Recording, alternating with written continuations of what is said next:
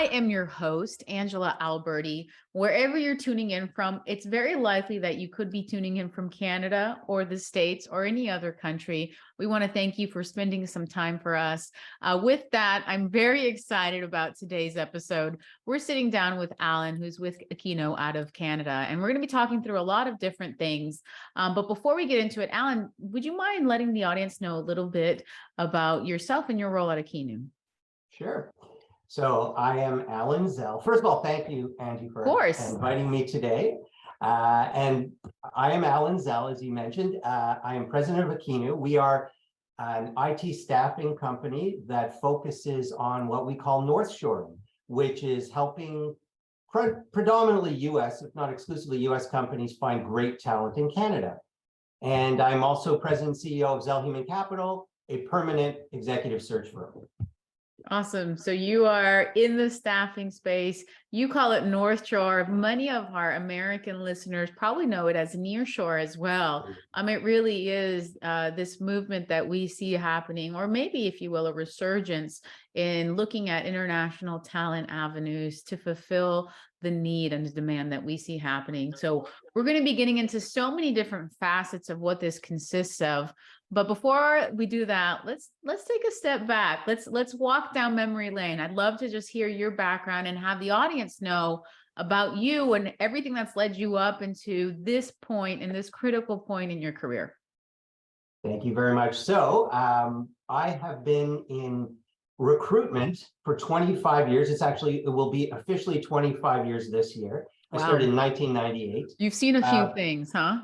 Oh, and you know, in so many different environments. So a little bit of a view of history as it unfolded through so many different events that shaped our industry, if you will. Originally from Montreal, graduated from McGill University. And initially, for a very brief period of time, I was in public affairs.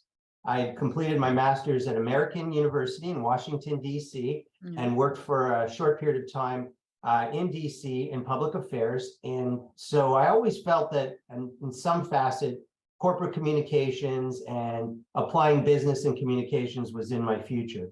But serendipitously, in 1998, I was introduced to some folks that owned a search firm. And my first question is, what do you search for? And they said they were headhunters. I said, well, that's neat. That's interesting. I've worked with a few in my life. And they said, you know, how would you like to potentially join us? I said, I never thought of doing that before, but I met with them, and within 45 minutes, I became clear that this was my future. It was a marriage of so many things that I love: business, people, sales, which I'm still on a daily basis heavily involved in. So, and it just seemed to suit my personality. So for the next, I would say 2 years, I was with this boutique firm based in Toronto. And an interesting thing happened when we talk about a witness to history. I stayed with them over the course of 2000 in the new millennium, and they were acquired by Korn Ferry. And so instead of staying with them, I joined Heidrick & Struggles. This little company called Korn Ferry, if anyone's ever heard of them, right? The largest search, at the time, the largest search firm in the world. They may still be. Yeah, and definitely so, up there. And I ended up moving literally across the street on Bay Street up here in Toronto. Basically Heidrick & Struggles, their leading competitor. And I spent the next 2 years between 2000 and 2002 in their tech practice. That's when I got into, I guess, the fourth element of all those things I mentioned, which was technology recruitment. And I've stayed in that since in different incarnations. So in that time, and I promise I won't go year by year, but in that period of 2000 to 2002, we saw some crazy things going on. The dot-com boom was sort of at its peak, and then we watched it crash. But I got to work with some amazing companies in that sort of associate junior role that I was fulfilling then. We worked with, at the time, Research in Motion / RIM, then BlackBerry, and we helped build them from, I think when we met them, they were 200 million in annual sales up to about 8 billion by the time we moved on from working with them. So we put their whole team together. We were working with global firms. We were working with companies out in Silicon Valley. It was an unbelievable experience, and it all came to a halting crash around 2002 when many of those companies sort of imploded. And but what I learned from that was for the first time to be, careful and mindful of the companies you're working with. We work with some great large organizations, but some were not around within 6 months of our placements. And the next few years, I basically ended up working in business development for an information services companies, but went back to my first love of search, executive search, in 2005, where I joined a boutique Toronto firm that was just starting. And I spent the next 7 years with them, building the organization up to about 10 people. I was the second. And so that was great because I really got a chance to build kind of my own practice and really learn a lot independently in the right environment, a boutique environment. And then in 2012, I went out on my own and founded Zel Human Capital, which still exists. And I like to say I really do have, in a sense, 2 day jobs. I have an executive search leadership role, leading that company, and also leading Aikinu, which of course on the staffing side. But for the first 4 years between 2012 and 2016, I really enjoyed staying in permanent search, staying in what I was doing. And I read an article in the summer of 2016 about the future being contract recruitment, staffing, particularly in technology, which is where I was spending a lot of my time anyway. And I said, how do I jump into this? Now, of course, every executive search person who I trusted and liked said, don't do this. It's 2 different worlds. Never the twain shall meet. And you can sort of take the odd contract search, but it's totally different world. I didn't agree, but I did realize that if I was going to do this, I needed to literally start a second venture. And I was fortunate to meet up with a couple of good people who advised me, and that was the genesis of Aikinu at the end of 2016, beginning of 2015. So now we are in our 5th, 6th year. And it's been an amazing wild ride. But when I started, I said, how do I differentiate myself? There are thousands of staffing firms out there. Everybody's doing this. And we had some massive competition. I'd seen it on the executive search side. I was competing against firms like Heidrick and Struggles and Korn Ferry. But not only was being a boutique a differentiator in and of itself, but I felt in staffing I needed a niche. So I'm going to use a little prop here. I don't know if this is coming out properly. Oh, you can't really properly see that, but because of the lighting, let me see if I turn off the lighting. Oh, there we go. There we go. That was my niche. And as you can see, the converged US and Canadian flag. For 25 years, I could probably say 60 to 70% of my work has been done in the US. I ended up with a niche servicing US clients. So I said, okay, let's build this into the staffing side. And what resulted was this idea of helping US companies take advantage of tremendous opportunities in terms of human capital up in Canada, both Toronto, Vancouver, as well as Calgary, Montreal. And that became our model. And essentially, when we finally showed our wonderful neighbors to the south, that we weren't just great neighbors. And I mean, we're talking friendly Canadians, right? There was more to it. And I've always lived with the fact that we know so much more about you than you know about us. And it was another opportunity in that sense. And believe me, it's perfectly understandable, but we are still the largest, we represent the largest trading partnership in the world. And it's basically the most successful open border relationship the 2 countries have ever experienced, or at least have experienced in the last few hundred years. So being great friends and neighbors, I wanted to continue to capitalize that. There was also a lot of things pointing me in that direction. I'm married to an American. I have tons of US family. Happy wife, happy life. There you go. Absolutely. And so I've always had a great affinity to the United States. As I've mentioned, I'm an Amerophile.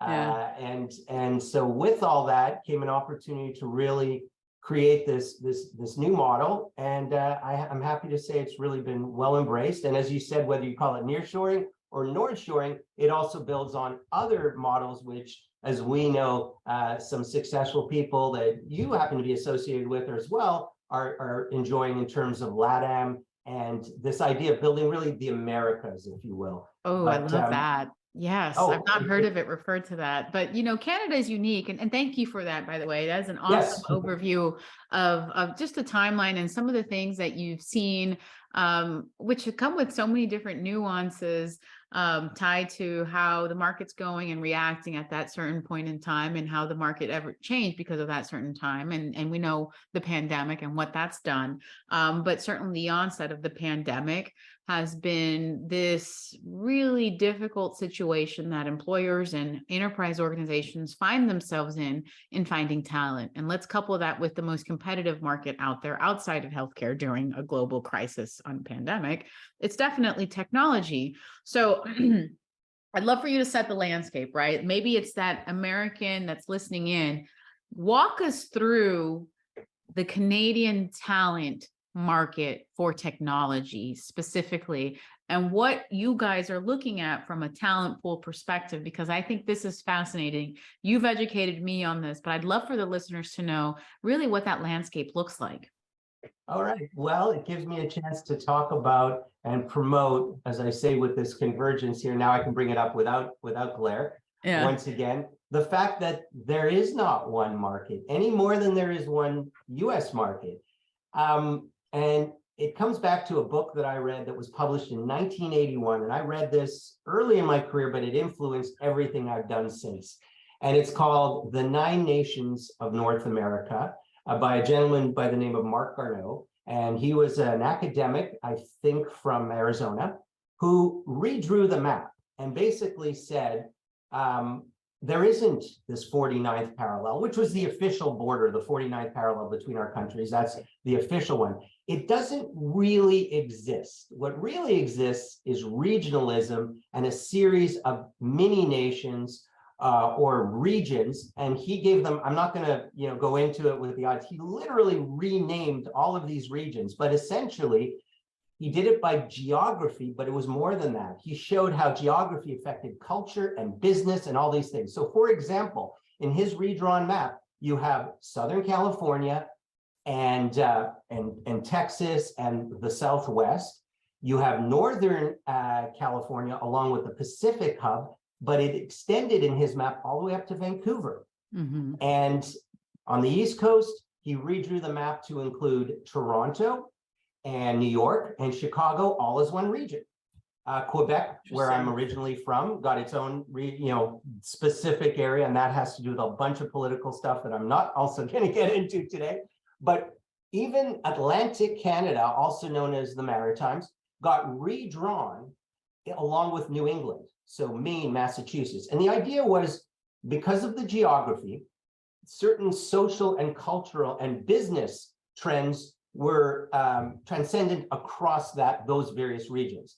And in a nutshell, the idea is that to this day, in many ways, obviously, particularly with Americans, there is a national identity that does unite you and does bring you together. And again, we know that that comes and goes with various political waves and movements, but nonetheless, there is a difference between an American and a Canadian to a point. Having said that, the regionalism said that if you sit down and you put someone from Vancouver and someone from Seattle in a room together, and you put someone from Toronto and Chicago or New York in rooms together, those groups would have more in common than the Canadians would have with the other Canadians and the Americans would have with the other Americans. And that has to do with, in some cases, political views, but even the kinds of businesses they're involved in from geographical or regional reasons. And obviously, Canada is a huge exporter of resources and things like that. But if we even break it down to technology, Vancouver is a huge hub for media, entertainment, and video game software that feeds into the West Coast. Mm-hmm. And Toronto is a much bigger hub for fintech, health tech, and more traditional industries that are akin to what you'll see in New York, Chicago, and even all the way down to Atlanta and even Miami to a certain point. So that sort of coast thing represented one thing. The other factor is time zones. On a very simple level, those 1, 2, 3 hour differences in running businesses can be significant to a point. So we were saying that at this point, you get all the benefits, much like in nearshoring, from a time zone standpoint, as long as you're on the same time zone as you might be in South America. And that's beneficial too. And the third thing that I would say beyond time zones is when we go back to culture, I'll bring in education. Our universities are ranked, much like at the US, top globally, particularly in computer science, engineering, and these things. Proud to say University of Toronto is recently ranked 18th top university in the world, ahead of many US universities and colleges. And so we have tremendous universities, tremendous education, and great hubs of technology.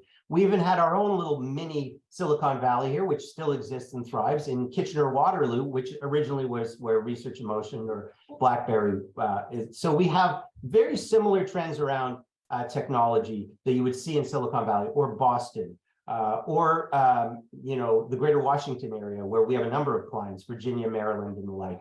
So from that standpoint, there's a lot more similarities around the education, the culture, and the way business is done between Canada and the US than any two countries. So you combine all those things, and what we do is we try to create a situation where you're going to get someone just as good as you might have found in your market, if not possibly better, in the same time zone for roughly 20 to 25% less, because of certain economic factors that work to US advantage in terms of the trade relationship, foreign exchange, et cetera, these kinds of things. And also the fact that while Toronto is a very expensive market, it's still not as expensive as Silicon Valley, New York, and other areas. So from that standpoint, there are so many advantages for this model. And we've really tried to educate and show people how they work to the benefit of our US clients. Absolutely. And it's really interesting to hear about just the cultural embedment that we're more similar than we are different. Absolutely. Absolutely. That's what we're taking away from it. And it's great to hear about how, there's almost like a cultural resemblance in how this is done and ingrained in through the talent pool population, beginning at these upstanding universities. But I'd love to hear more on some of those conversations that you're having with American clients and best practices when establishing or looking to consider a North Shore program. What do you think are the best approaches to take and the worst approaches to take as well? I think the lesson is learn from the mistakes, right? So if you have any examples to share, that would be useful. Absolutely. So one thing is, so there's a number of things, but I could probably list 3 or 4 key ones. I would also differentiate that certain factors have changed significantly since COVID. For example, physical offices, but I'll come back to that. So let's approach this from the vantage point of when we started in 16, 17. We learned very quickly, thank goodness, because our first implementation was fairly large. It was with a client we're still working with, a very large fintech that we continue to build a relationship so seamlessly that we're now just considered a part of them. We've had some of our people even become team leads and really take leadership roles within the technology group. But going back then, the first thing you need to make this successful is education and trust. I'll build them together. So what happened was we got the buy-in from, let's say, the C-level, CTO and CEO, but we needed to work with them to get the buy-in from the other groups that would be managing these people. First of all, I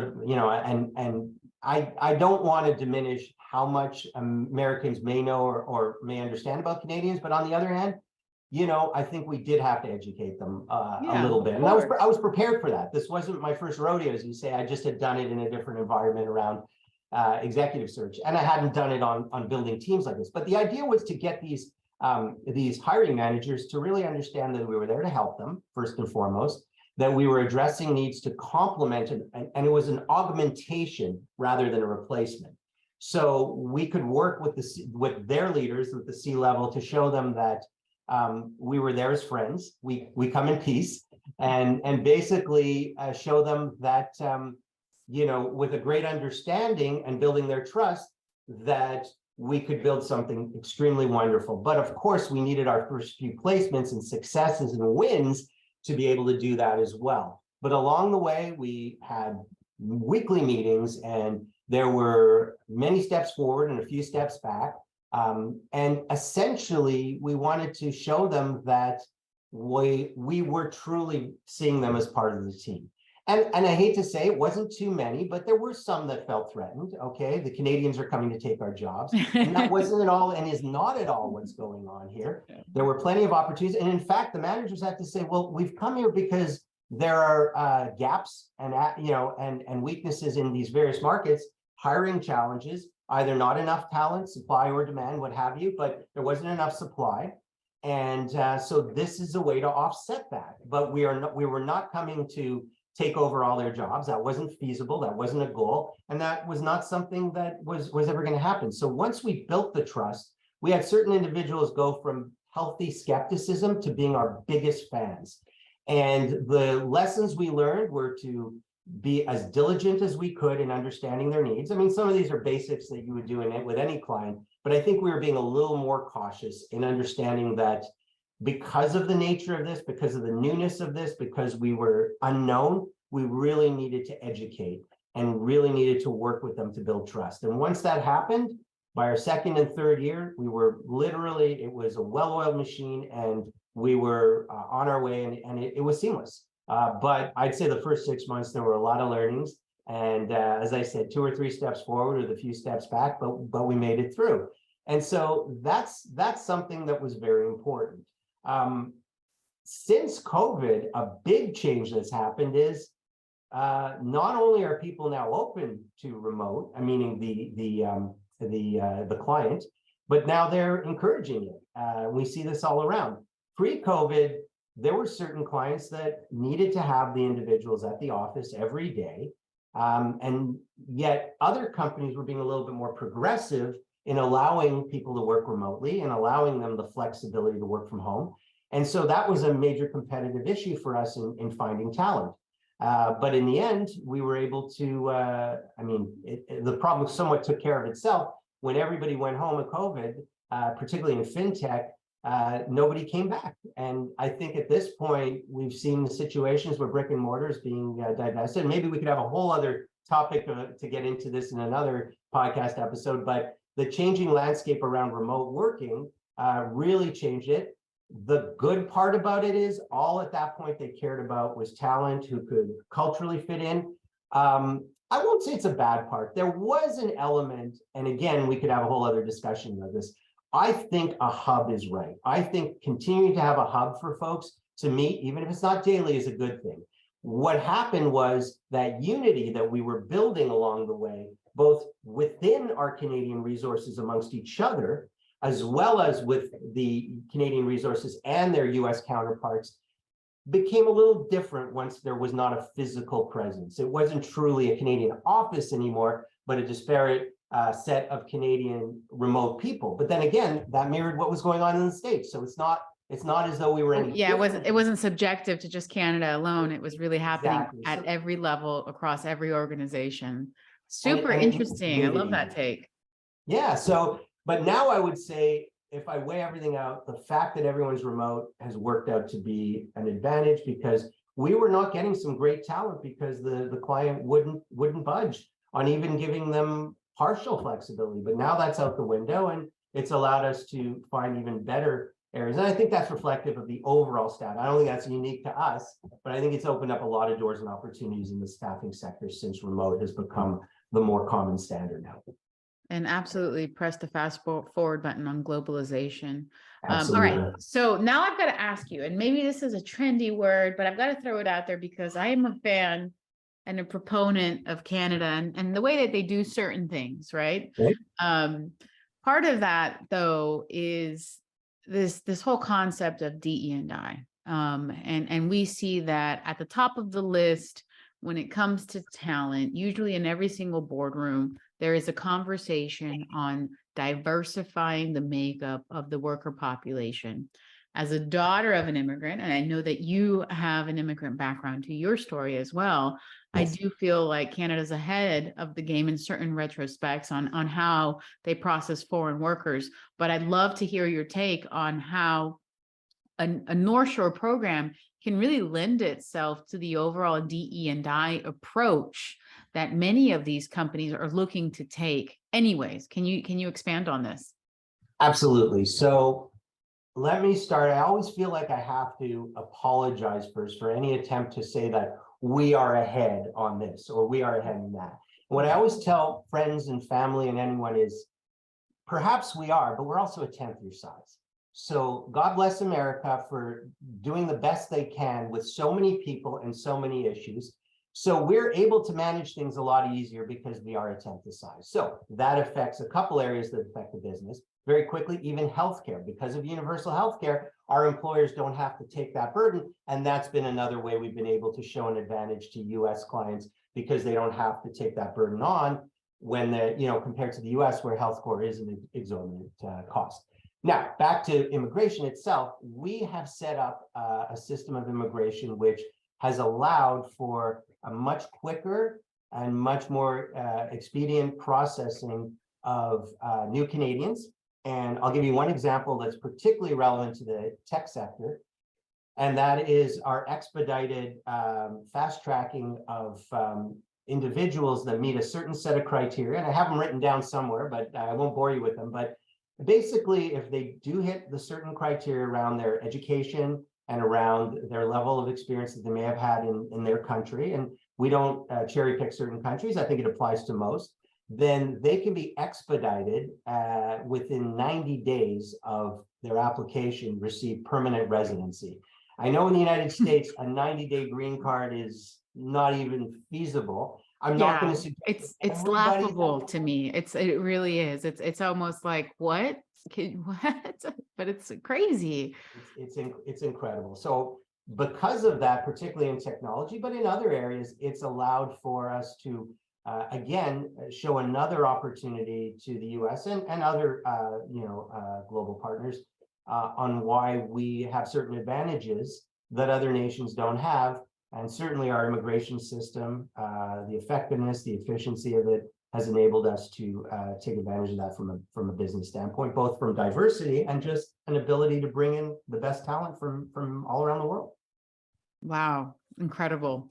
Okay. So we're wrapping up today's episode, and it makes me a bit sad. We're going to have to slate for a part 2 at some point. Oh, I think we're just scratching the surface on so many different things. But I'd like to kind of wrap it up. We got to know you at the beginning, but let's get to know you again. Talk to us about your content diet. What are you really reading up on? You referenced a couple of books, but is there anything at this present time that you would recommend to the audience, and just anything that you think is relevant and top of mind, particularly considering where we're at and where the talent market is sitting post-pandemic and really entrenched in through the future of work, but also with this looming economic recession. And then we have everything that we need at the touch of our fingertips. What are you staying up to date on? Well, thank you. It's interesting. Over the last 20 years, obviously, as somebody who's going to be bold enough to say, my vision is to bring this great, trade relationship and border relationship that I've been reading up over the last 20 years on different types of books related to globalization. 15, 20 years ago, I was probably more immersed into people like Tom Friedman from the New York Times, who wrote some great stuff. Unfortunately, I think some of the US authors are just a little mired these days in some of the political challenges the US is facing. So I've transcended to less political and socioeconomic books, to more stuff that's related to what we do. In other words, people. So authors like Malcolm Gladwell, who I've just continued, and he's a Canadian, by the way. So something that a lot of people don't know. I've pretty much read everything he's written, and I listen to his podcast. So I would say Gladwell. Some of the other authors that I've read, obviously, if you want to go back 40 years, Garneau's book about the 9 nations of North America, even though some of it's dated, I would recommend just taking this look, because the similarities, many of them, first of all, it was written before the rise of Silicon Valley, so you have to take that with a grain of salt, but many of the things still exist to this day. And just in general, I would say people like Gladwell, who are writing about the human condition, about interpersonal communication, about how so many of the traditional interpersonal business communication paradigms that we've looked at over the last 30, 40 years need to be re-examined, and he's done that in all his books.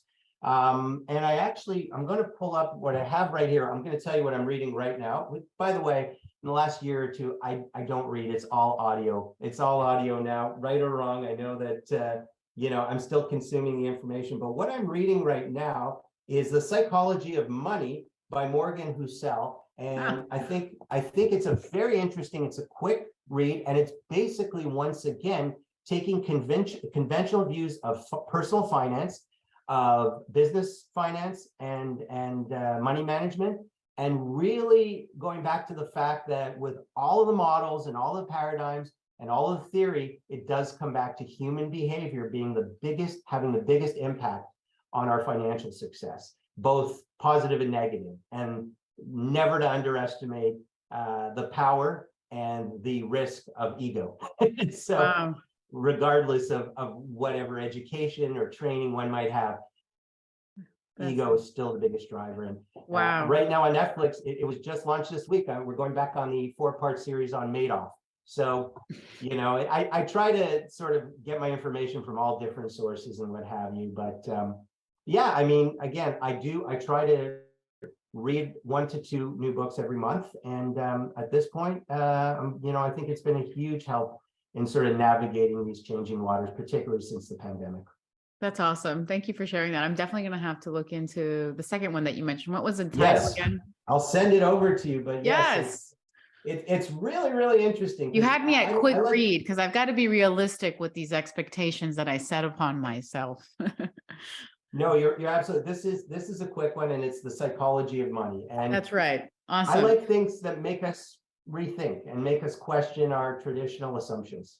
I love that. So as we're wrapping up, tell the audience where we can find you and get in touch with you.